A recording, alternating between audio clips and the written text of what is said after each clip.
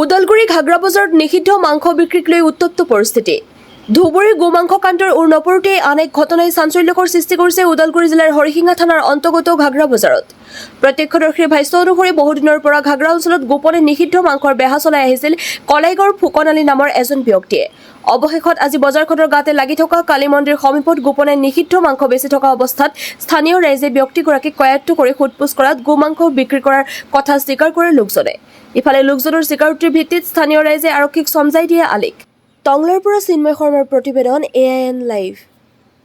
আপোনাৰটো আমাৰ ইয়াতে সাপ্তাহিক বজাৰ হয় আপোনাৰ প্ৰত্যেক শুক্ৰবাৰে।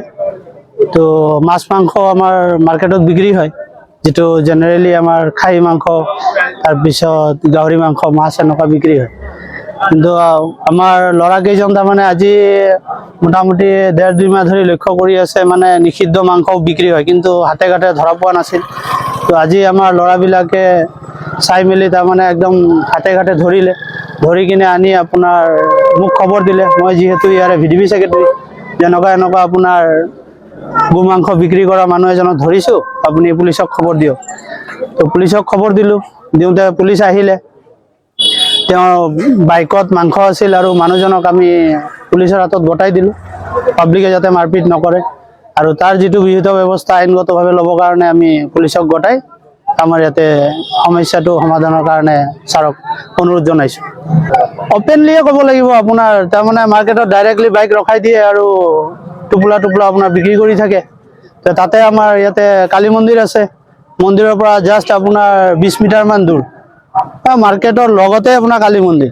তাতে তাৰমানে তেওঁলোকৰ কোনো ভয় নাই, ভিতৰত ইমান সাহস ইয়াতে আহি বিক্ৰী কৰে। তাতে বোলে তেওঁ নিজকে কৈ আছে মই কলাইগাঁৱৰ মানুহ। তো কলাইগাঁৱৰ পৰা আহি ইয়াতে ইমান সহজত এনেকুৱা আপোনাৰ নিষিদ্ধ মাংস আনি বিক্ৰী কৰিব পাৰিছে, সেইটো তাৰমানে আমাৰ প্ৰশাসন যাতে অলপ সক্ৰিয় হয়, এই বস্তুবিলাক বাহিৰৰ পৰা আহি যাতে আমাৰ মঠ মন্দিৰৰ ওচৰত বিক্ৰী কৰিব নোৱাৰে বা তেনেকুৱা আপোনাৰ নিষেধাজ্ঞা কৰিব পাৰে, তাৰ কাৰণে মই অনুৰোধ জনালোঁ।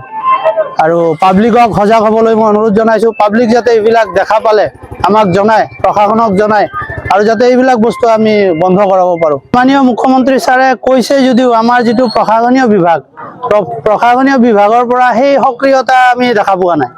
কিয় প্ৰশাসনীয় বিভাগ যদি সেই সক্ৰিয়তা অৱলম্বন কৰে, তেতিয়া কলাইগাঁৱৰ পৰা আহি আমাৰ ইয়াতে সেই নিষিদ্ধ মাংস বিক্ৰী কৰিব নোৱাৰে।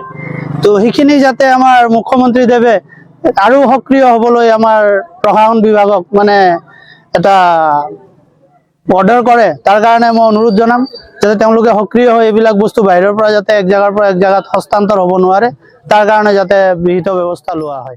তাৰ লগত কোনোবা না কোনোবা জড়িত আছে, যদি জড়িত নাথাকে তেনেহ'লে ইমান ডাঙৰ মন্দিৰ এটা হৈ আছে, মন্দিৰৰ ওচৰত গৰু মাংস বিক্ৰী কৰিছে, ইমান ডাঙৰ সাহস ক'ত পাইছে? ইমান কলাইগাঁৱৰ পৰা আহি পেলাই ইয়াতে অপেন বিক্ৰী কৰি আছে, তাৰ ইমান ডাঙৰ সাহস হৈছে না? কি কাৰণে? আমি বহুত দিন ধৰি তাক চাই আছো, কিন্তু কি বিক্ৰী কৰে আমি গম পোৱা নাই। কিন্তু 2 দিন ধৰি অলপ উৰা বাতৰি অলপ শুনা পাই আছো যে সি এইটো মাংস বিক্ৰী কৰে। সেইকাৰণে আমি পুৰা ৰাইজে মিলি ফালে তাক আজি পুৱাৰ পৰা ইয়াতে বহি আছো যে সি সঁচাই কি বিক্ৰী কৰে। তাক যাই ফালে সুধছো যে ভাই তই কি বিক্ৰী কৰে? সি পলাই আছিল ফাৰ্ষ্টত। যেতিয়া সি পলাই আছিল তাৰ আগত মই গৈছো, যাই ফালে মই কৈছো যে তই ভাই 1 ছেকেণ্ড ৰ, তই ক'ৰ পৰা আহিছা? কয় কলাইগাঁও। আমি তই তোৰ দোকান নকৰা, তই ইয়াতে কি কৰি আছা? কয় মই গৰুৰ মাংস বিক্ৰী কৰিছো। ইমান ডাঙৰ কথাটো কোৱাৰ সাহসটো কেনেকৈ পালে সি? তেতিয়া ভিডিঅ' নাছিল, নহ'লে মই এতিয়া প্ৰমাণ দেখাই দিলা হয় যে সি গৰু মাংস বিক্ৰী কৰে বুলি, ভিডিঅ'টো আছে বুলি। অপেনলি যেতিয়া কৈছে যে মই গৰু মাংস বিক্ৰী কৰি আছে, মই লগে লগে ৰাইজক মাতি ফালে মই কৈছো যে সি গৰু মাংস বিক্ৰী কৰিছে অপেনলি। তেতিয়া পুলিচ মাতিছো, পুলিচ মাতি ফালে তাক মানে গতাই দিছো পুলিচৰ হাতত।